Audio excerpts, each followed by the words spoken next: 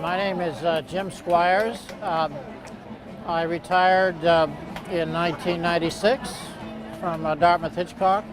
I was one of the original people that came in 1971 with the Matthew Thornton Health Plan and served there as a surgeon and administrator until the health plan was divided. The medical group in 1990 went to the Hitchcock Clinic, and the plan remained independent, and then eventually the plan was sold to Blue Cross Blue Shield, but the original medical group became the Nashua division of the Hitchcock Clinic.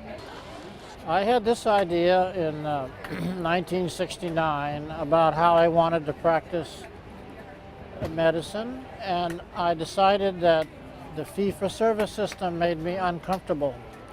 I couldn't be sure when I advised you to have something that maybe I'm doing this because I'll benefit.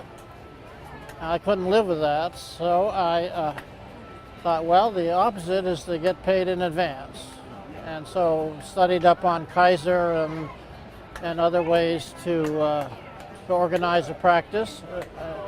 Wanted to be nonprofit and wanted to have a lay board of directors, and did not want this organization named after any living person, because then the danger is it becomes a monument to them.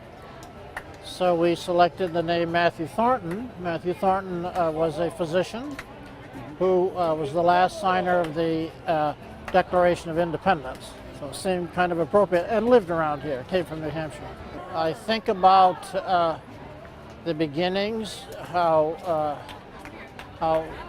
relatively humble they were, and then I look at this, and in one lifetime realizing we went from a small building on West Hollis Street to this is difficult to absorb. I'm obviously admiring of it. It's the future of medicine tomorrow.